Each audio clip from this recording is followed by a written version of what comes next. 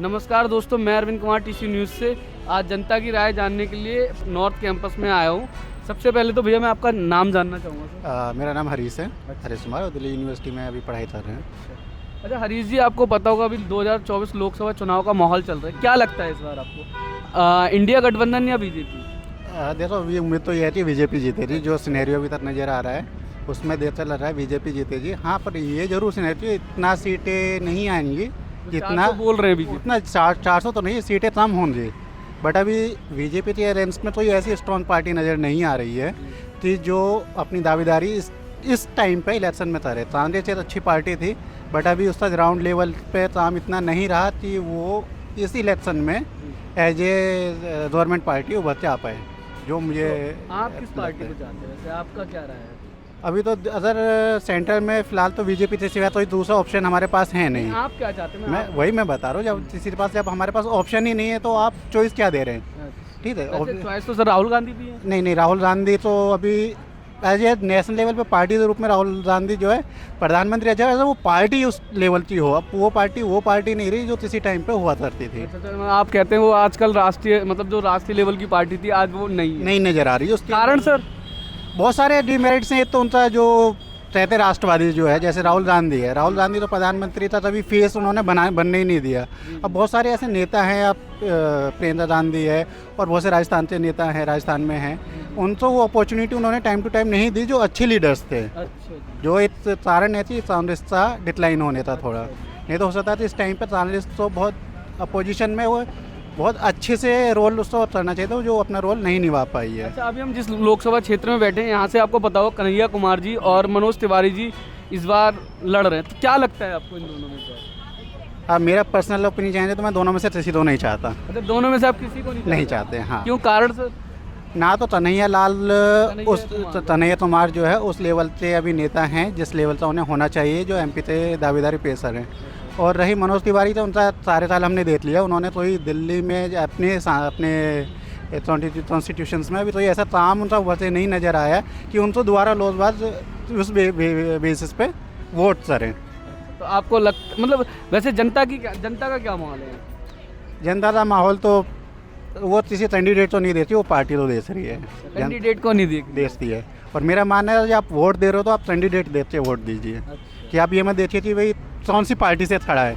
आप तो अपने एरिया में अपने कैंडिडेट के बारे में पता होना चाहिए कि उसका क्या एजुकेशन है, वो किस फील्ड से आ रहा है और उसका क्या रोल है और उसका पीछे बैकवर्ड कैसा रहा है अभी तक प्रीवियस कैसा रहा है, जिस बेसिस पर आप अपना कैंडिडेट का चुनाव कीजिए। बट अभी सिनेरियो क्या चल रहा है कि बीजेपी है तो कोई भी खड़ा हो जाए, बीजेपी तो जिताना है। या अच्छा, आप किसको चाहते हैं? आप अपनी राय भी तो बताइए। हाँ, आपने तो पूरा ऑल ओवर बता रहे हैं, मतलब मेरे को एक सीधा जवाब नहीं दे रहे, आप घुमा फिरा के जवाब दे रहे, तो मैं घुमा फिरा के जवाब नहीं। मैंने कहा ना, मैं तो ना तो बीजेपी तो वोट देने वाला हूँ और ना ही इसको देने वाला हूँ कांग्रेस से पता है। अब और पार्टी से हैं, हो सकता है उससे जो कैंडिडेट होंगे हो सकता है उसमें मेरा वोट जाएगा। जैसे आम आदमी तो हो सकता है। आम आदमी पार्टी का यहाँ से कहाँ है? यहाँ से तो नहीं है, सीट नहीं है, बट कोई और भी कैंडिडेट हो सकता है। बीएसपी राय जानना चाहूँगा। अभी आपको पता है केजरीवाल जी की गिरफ्तारी हो रखी है, आपको कहाँ तक लगता है वो गिरफ्तारी ठीक है? इस टाइम पे गिरफ्तारी सही और गलत कहने का तो उचित है नहीं कि भाई बहुत सारे नेता हैं जिनको गिरफ्तार किया जाना चाहिए था, वो नहीं हुए। बट देखो जी, आप जितने भी नेता या गिरफ्तार कर रहे हैं वो अपोजिशन से ही नेता गिरफ्तार हो रहे हैं। कोई भी आपको नहीं लगा कि रूलिंग पार्टी का कोई भी नेता भी गिरफ्तार हो रहा है। तो मुझे नहीं लगता कि इस टाइम पे इलेक्शन के टाइम पर आप तो अरविंद केजरीवाल जैसे जो मुख्यमंत्री हैं अभी प्रेजेंट, उनको गिरफ्तार करना चाहिए था। तो मतलब आप साफ कहते हैं कि गिरफ्तारी गलत है? हाँ, मेरे हिसाब से इस टाइम पर गिरफ्तार चल रहा था। जो इन पर घोटाला था, जो घोटाले का शराब घोटाले का, ये अब से नहीं है, 1 साल से ज़्यादा हो जाए जो इन पर चल रहा है। वैसे सर ईडी ने तो 9 सम्मन भेजे थे, वो उनको जाना भी तो चाहिए। हाँ, ये बात है कि उनको भी जाना चाहिए था। ये उनका है कि भाई कैसे गलत कह सकते हैं? ठीक है, गिरफ्तारी गलत। बट आप यही है ना कि इस टाइम पे जो गिरफ्तार किया, ये नोटिस किया तो आपको पता है ईडी ने 9 सम्मन भी तो दिए थे। ठीक है, जो पहले सम्मन भेजे हैं सारे दिए उनसे जवाब। ऐसे तो ईडी ने बहुत सारे औरतों भी सम्मन दिए, वो नहीं जाते हैं, बट उसके लिए भी उनको गिरफ्तार नहीं किया जाता है ना। हेमंत सोरेन भी तो गिरफ्तार हुए ना, आपको पता होगा? नहीं, उनका आइडिया नहीं है। जो झारखंड के मुख्यमंत्री? नहीं, उनका मुझे आइडिया नहीं है अभी। अच्छा, और एक क्वेश्चन होने, क्या आपको लगता है जो ये इनकी गिरफ्तारी हुई है, आपको लगता है 2024 के लोकसभा चुनाव से पहले उनको जमानत मिल सकती है? जब भी जिस हिसाब से सिनेरियो लग रहा मुझे नहीं लग रहा कि उनको जमानत अभी मिले जी।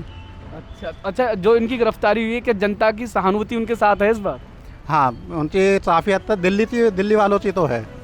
या दिल्ली वालों की सहानुभूति उनके साथ हाँ, है? ये दिल्ली वालों की तो अभी सहानुभूति उनके साथ है। अच्छा भैया, आप इनकी बात से सहमत है? क्या कहना चाहेंगे आप? बिल्कुल 100% इनसे मैं सहमत हूँ, क्योंकि ये जो गिरफ्तारी हुई है ऐसे समय पे हुई है इलेक्शन के टाइम जी जी कि देखो करप्शन तो हर पार्टी करती है, जी जी। ठीक है। ऐसा ही नहीं कि सिर्फ आम आदमी पार्टी करप्शन कर रही है, ठीक है। हर पार्टी में कुछ ना कुछ ऐसे नेता मिलेंगे जो करप्शन करते हैं, लेकिन सिर्फ इनके ऊपर गिरफ्तारी का होना ये वो भी ऐसे टाइम पे इलेक्शन के टाइम पे, तो आई थिंक ये बहुत ही गलत है। बाकी जैसा भी आप बात कर रहे थे कि 2024 के इलेक्शन में किसकी सरकार बनेगी, कि वो तो दिखता है कि इस टाइम जो चुनाव या वोट डाले जा रहे हैं वो हम कैंडिडेट देख के नहीं डाल रहे हैं लोग ज़्यादातर, वो मैन जो देख रहे हैं वो सिर्फ पार्टी देख रहे हैं, या फिर जैसे 2000 पहले लोकसभा इलेक्शन हुए थे तो मोदी के नाम पे वोट गए थे जी सब। जी। तो इस बार भी ऐसा लग रहा है कि ज़्यादातर उन्हीं के नाम पे ही वोट डालेंगे। और नॉर्थ ईस्ट सीट से आपके आप अभी बात कर रहे थे कन्हैया जी की और मनोज कुमार, हाँ वैसे तो ये नॉर्थ की सीट है, वो नॉर्थ ईस्ट अलग है, ठीक है। वहाँ पर ऐसा लगता है कि जो इस बार का जो इलेक्शन होगा बहुत ही मेरे ख्याल से तगड़ा इलेक्शन होगा, टक्कर की मुकाबला होगा उनके बीच में। आपको लगता है बहुत तगड़ा मुकाबला होगा? बिल्कुल होगा, क्योंकि जैसा भी हमारे हरीश कुमार जी भी बोल रहे थे कि मनोज तिवारी जी ने इतना काम नहीं किया है, हालांकि अगर उनकी जगह कोई और बीजेपी से कोई और उम्मीदवार होता तो शायद उनकी जीतने की उम्मीद। वो तो आपने देखा होगा कल उस पे अपना एक न्यूज़ चैनल पे मैं देख रहा था, वो तो रो रहे थे। नहीं, उसका तो मुझे भी आइडिया नहीं है कि रो रहे थे, लेकिन अभी मैं भी पीछे कुछ क्लिप देख रहा था उनकी कि उनसे कहा गया था कि आप अपने काम पे वोट मांगिए, तो वो काफ़ी सारे काम गिनवा रहे थे जिसमें से वो हमारा ये सिग्नेचर ब्रिज भी वो गिनवा रहे थे कि मैं नहीं बनवाया, हालांकि वो उनके टाइम से भी पहले का होया हुआ है, ठीक है। तो मुझे ऐसा नहीं लगता कि इस बार मनोज तिवारी जी हमारे यहाँ से जीत पाएंगे, तो इस बार थोड़ा टक्कर का मुकाबला। कन्हैया कुमार जी जीत रहे हैं? देखो उसके चांस मुझे थोड़ा ज़्यादा लग रहा है, क्योंकि यहाँ पे इस बार क्या हुआ कि आपसी में उनका गठबंधन हो गया कांग्रेस का और आम आदमी पार्टी का, और जैसे अभी हमने अभी बात की है कि थोड़ा सा जो जिस हिसाब से अभी केजरीवाल जी को गिरफ्तार किया तो उसकी भी थोड़ी सहानुभूति मिल रही है, ठीक है। तो शायद मुझे लग रहा है कि कुछ चांस हो कि उनको जीत जाए। घोटाला किया है नहीं किया? देखो उसका तो हम नहीं जानते, लेकिन कुछ ना कुछ तो किया होगा जो अगर गिरफ्तार कर रहे हैं। कोर्ट ने साफ साफ बोला है, आपको पता हो कोर्ट को साफ बोला भी है कि मैं ये नहीं कह रहा कि नहीं किया होगा, लेकिन इतना बड़ा भी नहीं किया होगा कि उनको चोर चाहे छोटा हो या बड़ा, चोर तो है। चोर है। बिल्कुल, ये तो हम कह सकते हैं कि कुछ ना कुछ किया होगा तभी उनको गिरफ्तार किया, लेकिन बात यह है कि अगर उन्होंने किया उनको तो गिरफ्तार कर लिया है, ठीक है, कुछ और लोगों ने भी किया हुआ, अदर पार्टी ने भी किया, तो उनको गिरफ्तारी कब होगी? अच्छा हाँ, वो तो सर वो तो। और जो 2024 का जो इलेक्शन है, सिर्फ हम ये ना देखें कि वैसे आप जनता को क्या मैसेज देना चाहेंगे? देखो मैं यही कहना चाहूँगा कि आप अपना कैंडिडेट देखिए, उनके क्वालिफिकेशन देखिए, वो आपके लिए क्या काम कर सकते हैं, कैसा काम कर सकते हैं, देखिए। सिर्फ मैनिफेस्टो पे ना जाएं, क्योंकि मैनिफेस्टो सिर्फ पर्चे पे रह जाता है, ठीक है, कि हम ये काम करेंगे, हम वो काम करेंगे। कोई भी A to Z पार्टी हो, XYZ जो भी हो, कांग्रेस हो, आम आदमी हो या बीजेपी हो या उनके अलावा कोई भी पार्टी हो, तो हमें मेनली ये देखना चाहिए कि कौन कैंडिडेट कैसा है। जैसे आपको पता होगा इस बार 2 करोड़ युवा वोट दे रहे हैं, तो युवाओं को हक तो है सर जानने का, तो मैं इसीलिए तो आपकी राय जानने आया हूँ। आप किस पार्टी को, आपको लगता है कि कौन सी पार्टी इस बार विजयी होगी और आप किसको चाहते हैं? देखो मैं अगर सेंट्रल लेवल की बात हो तो बीजेपी ही काम कर रही है, लेकिन अगर हम देखते अगर विधानसभा अगर चुनाव होता फिर तो हम आम आदमी पार्टी का ही। आप भी PM मोदी जी को ही चाहते हैं? हाँ, उनकी नीतियों से खुश हैं? बिल्कुल खुश हैं। अच्छा, उन्होंने 2 करोड़ नौकरियों का वादा किया था, आप खुद युवा हैं। वो बात वही आ जाती है कि अगर हम सिनेरियो देखें बड़े लेवल का, ठीक है, विदेश नीति पे बात करें तो ठीक है, हम PM मोदी जी का पूरा सपोर्ट तो नहीं कर रहे हैं, लेकिन उनकी भी कुछ कमियां हैं, जैसा आप ही बोल रहे हो 2 करोड़ नौकरी। अच्छा ठीक है, अभी राहुल गांधी जी ने भी वादा किया है कि मैं जो अभी उन्होंने एक आरोप लगाया था एक रैली में कि भाजपा के राज में 30 लाख नौकरियों के पद खाली है, हमारी सरकार अगर जैसी बनती है तो हम सबसे पहले वो 30 लाख नौकरियों को बहाली करेंगे। भी नेता हैं A to Z इलेक्शन से पहले सभी वादे करते हैं, ठीक है। और मेरा खुद का जो कहना है वो ये है कि हर साल ना जो भी आपकी सरकार है चेंज होनी चाहिए हर साल, हर 5 साल बाद हर 5 साल बाद चेंज चाहते हर हैं। 5 साल बाद चेंज होनी चाहिए। कारण सर? कारण ये है कि उनको डर रहना चाहिए ना, अच्छा जी, आप चाहते हैं डर रहना चाहिए। कि डर रहेगा तो वो काम करेंगे, ठीक है, कि भाई अगली बार मेरी सरकार आएगी या नहीं आएगी। क्योंकि एक बार पूर्ण समर्थन में जाता है, उन्हें पता है कि मेरी सरकार आएगी, तो फिर वो ऐसा ऐसा फैसले लेते हैं जो मेरे ख्याल से जनता के हक में ठीक नहीं है, ठीक है। अभी आप इलेक्टोरल बोर्ड के बारे में भी जानते हो जी जी कि कितना घोटाला वटाला ये सब कुछ चल रहा है, तो हर 5 साल में मेरे हिसाब से चेंज होती रहनी चाहिए। हर 5 साल में सरकार चेंज होनी चाहिए, चाहे विधानसभा हो चाहे लोकसभा हो। अच्छा, तो इससे फ़र्क, मतलब जो आप कह रहे हैं हर 5 साल में चेंज होनी चाहिए सर, तो इससे क्या फ़र्क पड़ेगा? फ़र्क यही पड़ेगा, और एक तो ये है कि जब तक डर नहीं रहेगा ना गवर्नमेंट में, क्योंकि बहुत से जब पता है कि हमारे अगले साल भी हम अगले 5 साल बाद भी हमारी सरकार आनी है, तो कुछ फैसले वो ऐसे संसद में कुछ बिल ऐसे पास कर देते हैं जिसको ज़रूरत नहीं, जैसे किसान वाला बिल था, ठीक है, जिसकी ज़रूरत नहीं थी उसको पास कर दिया। मतलब एक ये है कि हर 5 साल बाद चेंज आएगा तो नए तरीके से काम होगा, नई चीज़ें डेवलप, नई चीज़ों का डेवलपमेंट होगा। तो मेरा खुद का है, गलत हो सकता हूँ मैं, ऐसा नहीं है कि मैं 100% सही हूँ। अच्छा, लेकिन हर 5 साल बाद में चेंज होनी चाहिए अच्छा, सरकार। हरीश जी, इनकी जो बात है आप इनकी बात से सहमत है? ये जो हाँ। बोल रहे हैं कि हर 5 साल बाद सरकार चेंज हाँ, होनी जब चाहिए। 5 साल बाद जो है ना सरकार चेंज होनी चाहिए, बट उसमें क्या ना वही बात है कि हमने कैंडिडेट की बात की थी। कैंडिडेट जो कैंडिडेट आपसे 5 साल काम अच्छा किया है, आप उसको दोबारा चुनेंगे, जरूर चुनिए, बट जो कैंडिडेट आपका काम नहीं कर रहा है उसको चेंज कीजिए, आपके अच्छा, पास राइट्स है, उसका यूज़ कीजिए ना। अब जैसे मानो मनोज तिवारी जी की बात करते हैं, हमें पसंद नहीं है, लास्ट टाइम हमने उनको वोट दिया, इस बार हम उन्हें वोट नहीं देंगे, तो नेक्स्ट टाइम उनके पास दबाव रहेगा कि भाई जो कैंडिडेट चुन के आएगा उनको ये डर रहेगा और ये दबाव रहेगा, अगर मैं काम नहीं करूँगा तो जनता मुझे बदल देगी, मेरी पार्टी के नाम पे वोट नहीं मिलेगा, मुझे काम के नाम पे वोट मिलना चाहिए। अच्छा जी, तो आपको तो बीजेपी ने तो उन्हें दूसरी बार टिकट दिया, तो क्या उन्हें लगता है कि बीजेपी को कि इन्होंने काम किया है? अब बीजेपी तो लसता है या नहीं लसता है, ये तो भाई उनको लसता है इसीलिए काम दिया है, पर जनता से आप पूछेंगे तो मनोज तिवारी का काम नज़र नहीं आएगा कि मनोज तिवारी तो जो काम करना था वो उसके लेवल वाला काम वो यहाँ पर नहीं कर पाया जो सांसद, ठीक है। तो इस बार दिल्ली की 7 सीटें कौन जीत रहा है?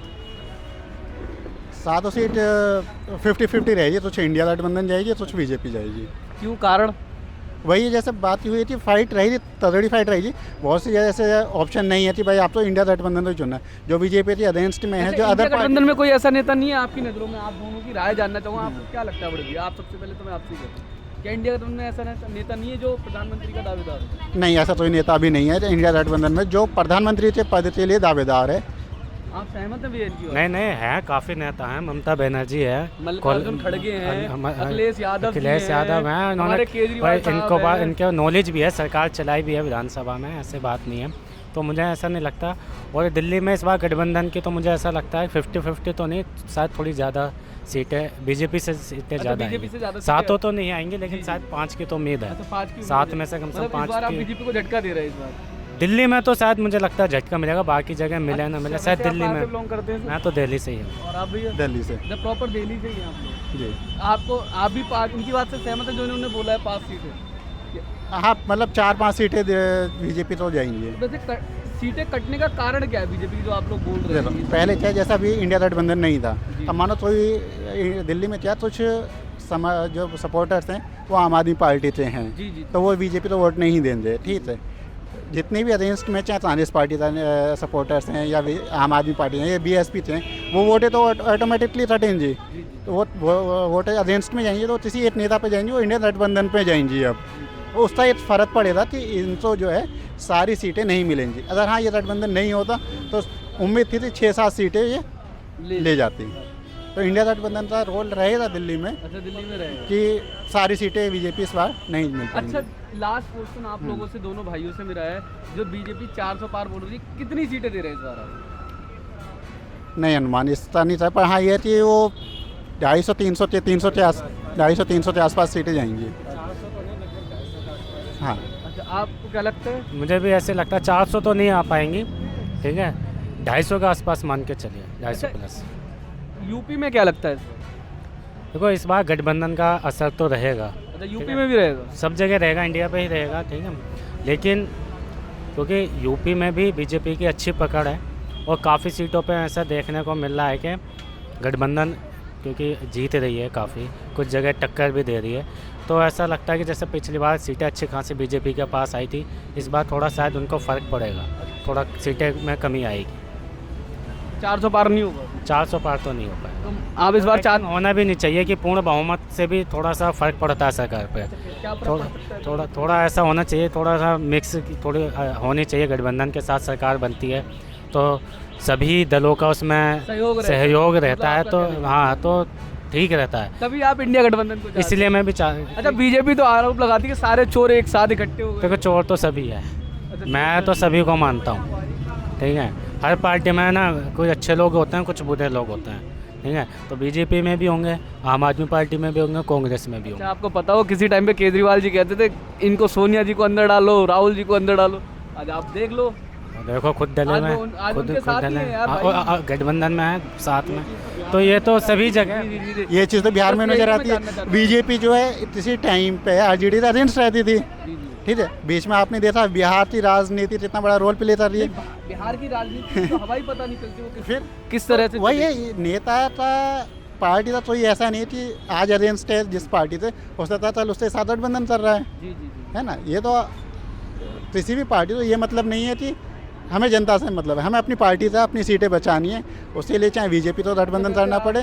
ठीक है, आप क्या हमारे दर्शकों को कहना चाहेंगे किस ब्याह पे वोट दें, कैसे वोट दें, आप क्या कहना चाहेंगे? देखो मेरा मानना ये है कि अगर वोट देना है, आप वही बात है कि आप कैंडिडेट देते हैं, अपनी विकास की नीति देते हैं कि कौन आपके लिए काम कर रहा है, कौन उस चीज़ पे कर रहा है, चाहे रोज़गारी है, महंगाई है, ठीक है, डेवलपमेंट है, इन चीज़ों के देख कर आप वोट दीजिए। जिस कैंडिडेट ने आपके एरिया में अच्छा काम किया है, चाहे वो किसी भी पार्टी का, आप उसको काम वोट दीजिए, वो चाहे XYZ बीजेपी का हो, इंडिया गठबंधन का हो या किसी अदर पार्टी का हो, आप उसको वोट दीजिए जिसने आपके एरिया में काम किया है, जो आपके डेवलपमेंट में और आपके विकास में सहयोग दे रहा है।